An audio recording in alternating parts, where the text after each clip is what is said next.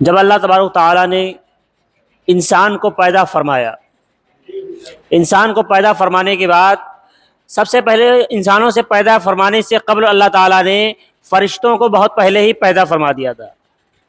فرشتے بھی پیدا ہو چکے تھے اور جنات اور شیاطین بھی اللہ تعالیٰ نے پہلے ہی پیدا فرما دیے تھے۔ ان تمام لوگوں کو پیدا فرمانے کے بعد اللہ تعالیٰ نے انسان کو پیدا فرمایا۔ جب اللہ تعالیٰ نے حضرت آدم علیہ السلام کو پیدا فرمانا مقصود ہوا تو فرشتوں سے اس کا ذکر کیا، تو فرشتے کہنے لگے کہ اے اللہ رب العزت، تجھے انسانوں کی کیا ضرورت ہے؟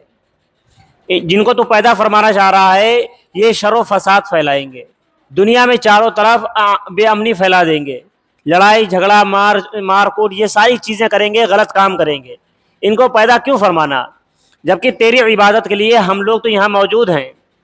تو اللہ تبارک تعالیٰ نے فرمایا تھا کہ تمہیں ہم نے پیدا کیا، تمہارے پاس کوئی مصروفیات نہیں ہے، تمہارے پاس میری عبادت کے سوا کوئی اور کام نہیں ہے، لیکن میں جس انسان کو پیدا کروں گا اس پر مصروفیات بھی ڈالوں گا، اس کے اوپر ذمہ داریاں بھی ڈالوں گا، اس کے ذمے بہت ساری ایسی چیزیں بھی رہیں گی جو تم لوگوں کے ذمے نہیں ہیں۔ یعنی فرشتوں کے کام صرف عبادت کرنا ہے۔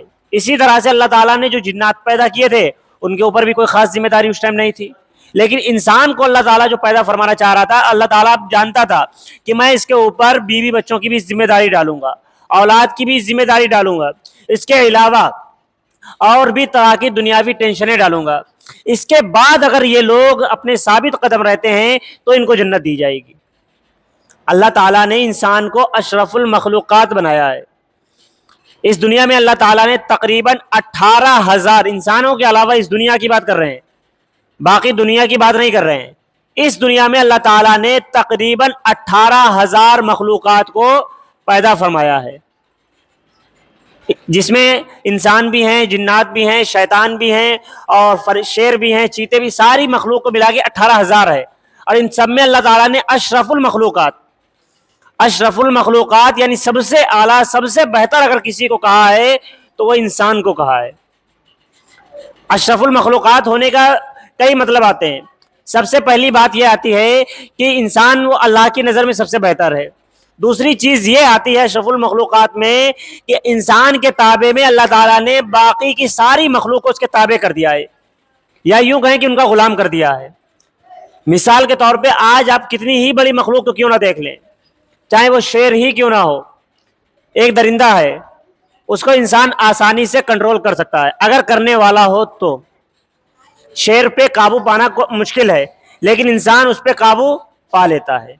اسی طرح سے جنات شیاطین پہ قابو پانا مشکل ہے، لیکن اگر انسان کوشش کر لے تو وہ چیز بھی پاسبل ہے، ممکن ہے۔ لیکن انسان اگر بگڑ جائے تو اس پر قابو پانا کسی کے بس کی بات نہیں، کیونکہ اللہ تعالیٰ نے جب انسان کو پیدا کیا تو شیطان کو حسد پیدا ہو گئی۔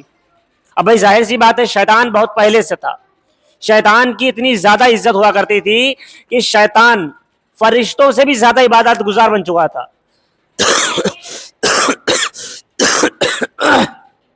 اتنا زیادہ عبادت گزار شیطان تھا کہ اس کی عبادت اور ریاضت کو دیکھ کر اللہ تعالیٰ نے اس کو اس قابل بنا دیا تھا کہ وہ فرشتوں کو استاد ہو گیا تھا۔ اس وقت اس کا نام ابلیس نہیں تھا، اس وقت اس کو شیطان نہیں کہا جاتا تھا، اس وقت اس کو مردود نہیں کہا جاتا تھا، بلکہ اس وقت اس کا نام عزازیل تھا۔ شیطان کا نام اس وقت عزازیل ہوا کرتا تھا۔ پھر جب اللہ تعالیٰ نے آسمان کی تختیوں پر ایک چیز لکھ دی، ایک الفاظ لکھا کہ تم لوگوں میں ایک شخص ہوگا، ایک ایسا بھی ہوگا جو کچھ وقت کے بعد مردود ہو جائے گا، یہاں سے نکال دیا جائے گا، تو سارے فرشتے گریہ وزاری کرنے لگے، رونے لگے۔ اسی میں سے شیطان بھی تھا، کہنے لگا کہ اے اللہ رب العزت، وہ کون نامراد ہوگا جو تیری نافرمانی کرے گا؟ یہ بات کہنے والا بھی شیطان تھا۔ شیطان کہنے لگا کہ اے اللہ رب العزت، آخر وہ کون مردود ہوگا جو تیری نافرمانی کرے گا؟ مجھے بتا دے، میں اس کو مٹا دوں جو تیری نافرمانی کرے۔ لیکن جب اللہ تعالیٰ نے آدم علیہ السلام کو پیدا کیا اور لوگوں کو حکم دیا، یعنی تمام فرشتوں کو اللہ تعالیٰ نے حکم دیا کہ آدم کو سجدہ کریں، اب شیطان ظاہر سی بات ہے اس کی بہت زیادہ عزت ہوا کرتی تھی، جو فرشتوں کا سردار یعنی تمام فرشتے، حضرت جبرائیل علیہ السلام، حضرت میکائیل علیہ السلام، اسرافیل علیہ السلام، اسرائیل علیہ السلام، یہ 4 مقرب فرشتے ہیں، ان کو بھی استاد ہوا کرتا تھا وہ۔ اب ظاہر سی بات ہے اس کو یہ بات ناگوار گزری کہ ایک ایسے مخلوق کو پیدا کیا گیا جس کی بنیاد مٹی ہے، مٹی ہے وہ بھی سڑی ہوئی مٹی، اس کو سجدہ کرنے کا حکم مجھے دیا جا رہا ہے۔ تو اس کے دل میں یہ بات، اس کے ایگو پر آ گئی یہ بات، اس میں تکبر پیدا ہو گیا کہ آگ کی تاثیر تو یہ ہوتی ہے کہ اسے کسی بھی سمت چھوڑا جائے، آگ کو آپ کہیں پر بھی چھوڑیں گے وہ ہمیشہ اوپر کی اور جائے گی، آگ کبھی نیچے کی اور نہیں جائے گی۔ اور مٹی کی پہچان یہ ہے کہ وہ عاجزی میں رہتی ہے، ہمیشہ کہیں سے بھی چھوڑیں گے وہ نیچے کی اور جائے گی۔ تو شیطان کے من میں یہ بات آئی کہ یہ مٹی سے پیدا ہوئے، میں آگ کا بنایا ہوا، میں افضل ہوا، یعنی اس کے دماغ میں یہ بات آ گئی کہ میں افضل، میں بہتر ہوں، مٹی افضل کیسے ہو گئی، میں ان کو سجدہ نہیں کروں گا۔ لیکن وہ بے وقوف یہ بھول گیا کہ میں سجدہ کرنا نہیں، میں ہے اللہ کا حکم۔ شیطان کی کیا غلطی رہی؟ شیطان نے کبھی بھی نماز سے منع نہیں کیا تھا، ساری زندگی روئے زمین پر کہا جاتا ہے، کتابوں میں آتا ہے کہ اس دنیا کی زمین میں کہیں بھی ایک بھی زمین کا ایک حصہ ایسا نہیں ہے جہاں پر شیطان نے ہزاروں سال عبادت نہ کی ہو۔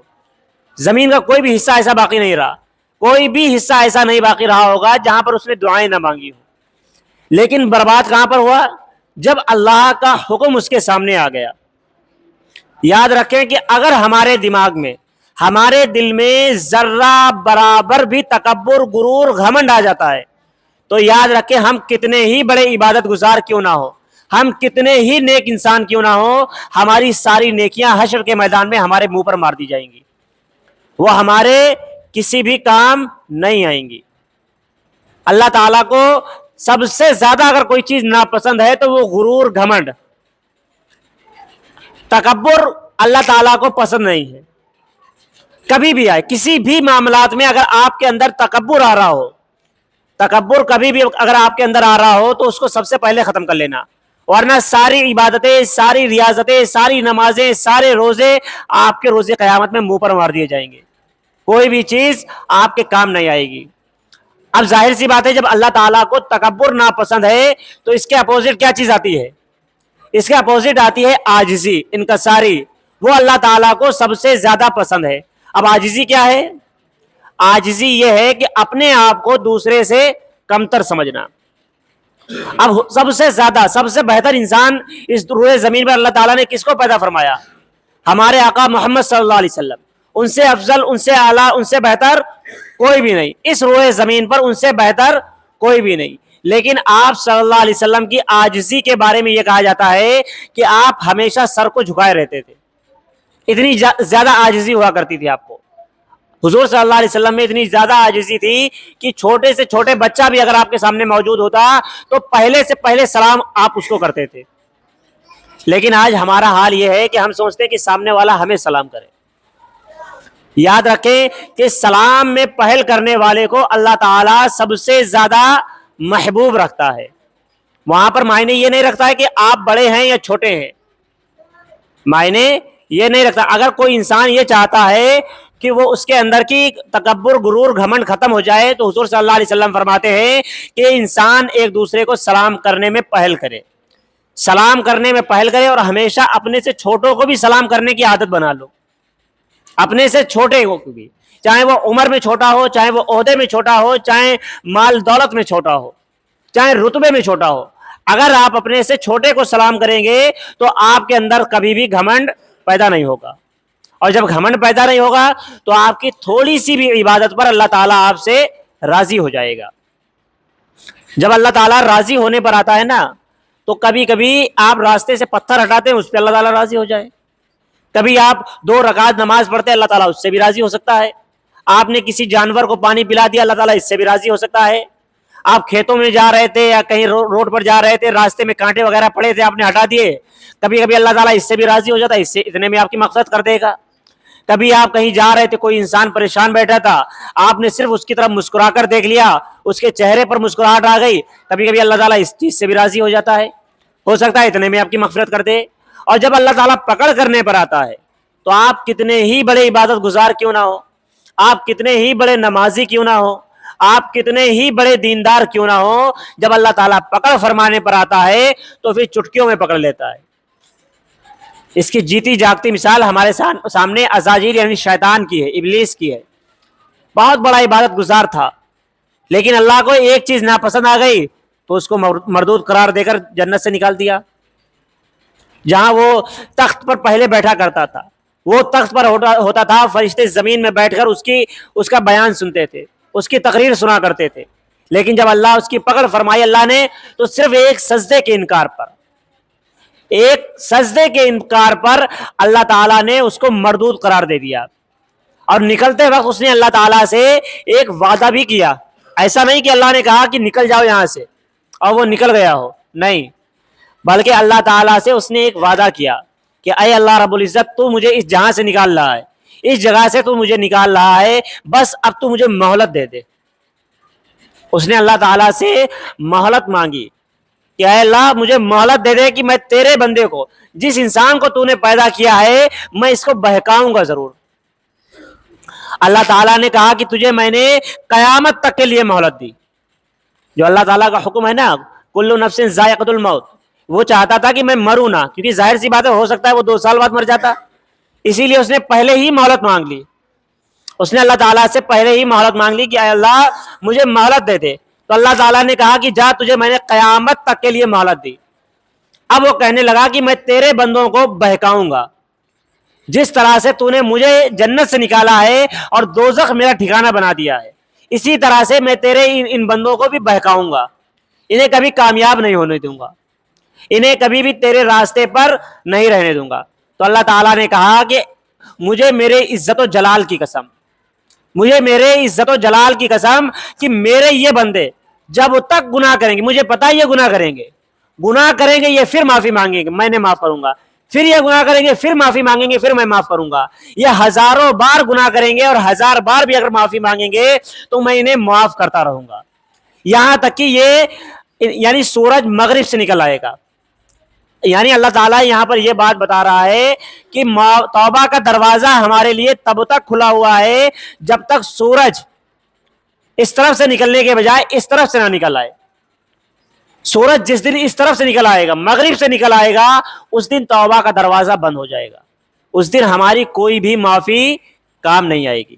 اس سے پہلے ہم انسان ہیں، حضور صلی اللہ علیہ وسلم نے فرمایا ہم ابن آدم ہیں، ابن ابلیس نہیں. اگر ہم سے غلطی ہو جائے تو ہمیں اللہ تعالیٰ سے معافی مانگ لینی چاہیے، اکڑ نہیں رکھنی چاہیے، بلکہ ہمیشہ عاجزی دکھانی چاہیے. اگر ہم سے غلطی ہو جائے، معافی مانگنے میں کیا جا رہا ہے؟ اللہ تعالیٰ بھی جانتا تھا کہ ہم گناہ کریں گے، اس نے ہمیں چھوٹ دے دی، کوئی بات نہیں، تم گناہ کرو گے لیکن معافی مانگ لینا. اللہ تعالیٰ نے کہہ دیا کہ تم 100 بار کرو گے، 1000 بار گناہ کرو گے، پھر معافی مانگو گے، پھر بھی میں معاف کروں گا. ایک مرتبہ کی بات ہے، حضرت موسیٰ علیہ السلام کے زمانے کی بات ہے، بارش نہیں ہو رہی تھی، بھرے مجمع میں لوگ بیٹھے ہوئے تھے. کچھ لوگ اکٹھا ہوئے موسیٰ علیہ السلام کے پاس آئے، کہنے لگے کہ اے اللہ کے نبی، قحط کا زمانہ آ گیا ہے، بارش نہیں ہو رہی ہے، اللہ کی بارگاہ میں دعا کر دیں کہ بارش ہو جائے. حضرت موسیٰ علیہ السلام کلیم اللہ تھے، اللہ تعالیٰ سے کلام فرماتے تھے. اتنے میں آپ پر وحی آئی کہ اے موسیٰ، تمہارے مجمع میں ایک ایسا بھی شخص بیٹھا ہوا ہے جو بہت زیادہ گنہگار ہے، اتنا زیادہ گنہگار ہے کہ جب تک وہ انسان اس محفل سے نہیں اٹھاؤ گے تم، تب تک میں تمہاری امت پر بارش نہیں برساؤں گا. اب فرشتہ چلا گیا. اس کے بعد حضرت موسیٰ علیہ السلام نے بھرے مجمع میں کہا کہ اللہ تبارک و تعالیٰ نے فرمایا ہے کہ اس مجمع کے اندر ایک ایسا بھی گنہگار انسان بیٹھا ہوا ہے، جب تک وہ بیٹھا رہے گا، یعنی جب تک وہ انسان اس محفل سے اٹھے گا نہیں، میں بارش نہیں برساؤں گا. اب ظاہر سی بات ہے جو انسان گنہگار تھا، اب بھلے دوسرا انسان کو معلوم ہو یا نہ ہو کہ کون کتنا گنہگار ہے، لیکن اپنے گناہ، اپنے عیب، اپنی برائیاں ہر انسان کو پتہ ضرور ہوتے ہیں کہ ہم نے کہاں پر کتنے گناہ کیے ہیں. اسی طرح سے وہ انسان بھی جانتا تھا کہ ظاہر سی بات ہے ہو نہ ہو یہ بات ہماری ہو رہی ہے. وہ انسان اب ظاہر سی بات ہے لاکھوں لوگوں کا مجمع جہاں پر اکٹھا ہوگا، وہاں پر سے اگر ایک انسان اٹھ جائے گا، ایک انسان اٹھے گا اور اس کے بعد میں اگر بارش ہونے لگی تو سارا مجمع اسے بلیم کرے گا، سارا مجمع یہی کہے گا کہ یہی انسان سب سے زیادہ گنہگار ہے. اب اس پر شرمندگی طاری ہو گئی. بھرے مجمع میں بیٹھے بیٹھے اس نے اللہ تعالیٰ کے بارگاہ میں ہاتھ اٹھائے کہ اے اللہ رب العزت، آج میری عزت بچا لے. اے اللہ، اگر اس محفل سے آج میں اٹھا یہاں سے تو مجھے بہت بڑی رسوائی کا سامنا کرنا پڑے گا، میں تیری بارگاہ میں اپنے ہاتھوں کو بلند کیے ہوئے تجھ سے معافی طلب کرتا ہوں، میرے سارے گناہ معاف کر دے، میں آئندہ میں تجھ سے وعدہ کرتا ہوں کہ آئندہ میں گناہ نہیں کروں گا، بس یا رب ذوالجلال آج معاف فرما دے۔ اس نے گڑ گڑا کر رو رو کر اللہ سے اپنے گناہوں کی معافی مانگی۔ کچھ ہی لمحے گزرے تھے، کوئی بھی ایک بھی بندہ وہاں سے اٹھنے نہیں پایا تھا، جھماجھم بارش ہونے لگی، زوردار بارش شروع ہو گئی۔ حضرت موسیٰ علیہ السلام حیران پریشان کہ اللہ تعالیٰ نے تو مجھ سے کہا تھا کہ یہاں پر کوئی ایسا بندہ بیٹھا ہوا ہے جو گنہگار ہے، جب تک وہ معافی نہیں مانگے گا، یہاں سے اٹھے گا نہیں، میں بارش نہیں برساؤں گا۔ یہاں تو کوئی بھی نہیں اٹھا، کوئی کھڑا بھی نہیں ہوا، سارے کے سارے لوگ بیٹھے رہے اور بارش ہونے لگی۔ اتنے میں اللہ تعالیٰ کا فرشتہ حاضر ہوا، کہنے لگا کہ اے موسیٰ علیہ السلام، اللہ تعالیٰ نے فرمایا ہے کہ میرے اس بندے نے گناہ میرے اور اس کے درمیان تھے، اس نے جو گناہ کیے تھے وہ اس کے اور میرے درمیان کی بات تھی، لیکن آج اس نے جب معافی مانگ لی ہے، اس نے مجھ سے خفیہ طور پر، چھپے ہوئے طور پر اس نے مجھ سے معافی مانگی ہے، تو میں نے اسے معاف کر دیا۔ تو موسیٰ علیہ السلام نے پوچھا وہ بندہ کون تھا؟ تو اللہ تعالیٰ نے کہا کہ یہ معاملہ میرے اور اس کے درمیان ہے، میں تمہیں نہیں بتاؤں گا۔ تو یہاں سے ہمیں یہ چیز سبق ملتا ہے کہ اگر ہم سے گناہ ہو جائے تو ہمیں اس سے معافی مانگ لینی چاہیے، لیکن ایک چیز اور بھی بہت غور کرنے والی ہے، اگر ہم اپنے گناہ کا رازدار کسی کو بنا دیں گے پھر معافی ملنا مشکل ہو جائے گا تھوڑا، کیونکہ جب تک کوئی مسئلہ کوئی معاملہ ہمارا اور اللہ کے درمیان رہتا ہے، ہم نے معافی مانگی، اللہ تعالیٰ نے معاف کر دیا، اب فرشتوں کے ذہن سے بھی اللہ تعالیٰ اس بات کو مٹا دیتا ہے۔ لیکن اگر ہمارے آج معاشرے میں دیکھنے کو ملتا ہے، ہم کوئی گناہ کر کے آتے ہیں نا تو بڑائی مارنے کے لیے اپنے دوستوں کے بیچ میں یہ بات شیئر کر دیتے ہیں کہ تم کو پتا ہے ہم ایسا کام کر کے آئے، جبکہ کوئی نیکی نہیں ہوتی، گناہ کا ہی کام ہوتا ہے، اس کو ہم بڑائی چڑھائی کر کے بتا رہے ہوتے ہیں کہ ہم یہ کر کے آئے ہیں، ہم نے ایسا کیا ہے۔ یاد رکھیں کہ آپ نے اگر کوئی گناہ کیا، آپ نے پھر اس کو اپنے دوست کو بتا دیا، آپ نے اس کے بعد اللہ سے معافی مانگ لی، معافی مانگنے سے آپ کا گناہ تو یہاں مٹ گیا، لیکن روز قیامت جب اللہ تعالیٰ کے سامنے ہوں گے تو رجسٹر جو نامہ اعمال پیش کیا جائے گا اس میں آپ کا گناہ نہیں ہوگا، لیکن ایک گواہ آپ نے ضرور بنا دیا تھا، اب اس گواہ سے آپ نہیں بچ پائیں گے۔ اس لیے کبھی بھی اگر ہم سے گناہ ہو جائیں تو کوئی بات نہیں، اللہ تعالیٰ معاف کرنے والا ہے، معافی مانگ لیں گے، لیکن اگر کوئی انسان یہ غلطی پہ یہ غلطی کر دیتا ہے کہ اپنے دوست کو اپنے ساتھیوں کو اس گناہ کے بارے میں بھی بتا رہا ہے تو پھر اس گناہ پر ہماری معافی ملنا تھوڑی مشکل ہو جائے گی۔ اللہ تعالیٰ تو معاف کر دے گا لیکن دوست معاف نہیں کرے گا۔ بھائی ظاہر سی بات ہے، روز قیامت تو آپ نے یہ بھی سنا ہوگا کہ نفسا نفسی کا عالم ہوگا، وہاں کوئی کسی کا نہ بھائی بھائی کا ہوگا، نہ ماں باپ ہوں گے کسی کے، تو وہاں پر تمہارا دوست تمہارے کام کس کا طرح آ جائے گا؟ جب تم جنت میں جا رہے ہوگے، وہ جہنم میں جا رہا ہوگا، وہ اللہ تعالیٰ سے کہتے کہ اے اللہ رب العزت اس نے فلاں گناہ کیا تھا، میں ایسا گواہ دار ہوں، پھر کیا کرو گے؟ وہیں سے الٹے پاؤں تم اٹھا کر جنت سے دوزخ میں ڈال دیے جاؤ گے۔ اس لیے اس غلطی کو کبھی بھی مت کرنا، اگر کوئی غلطی ہو جائے ہمیشہ معافی مانگیں اللہ سے، یا جس کا دل دکھا ہے اس سے معافی طلب کر لیں، ہمیشہ استغفار کا ورد اپنی زبان پر رکھیں، اللہ تعالیٰ معاف فرمانے والا ہے۔ اللہ تعالیٰ کہنے سننے سے عمل کرنے کی توفیق عطا فرمائے۔ وآخر دعوانا الحمدللہ رب العالمین۔ آپ لوگ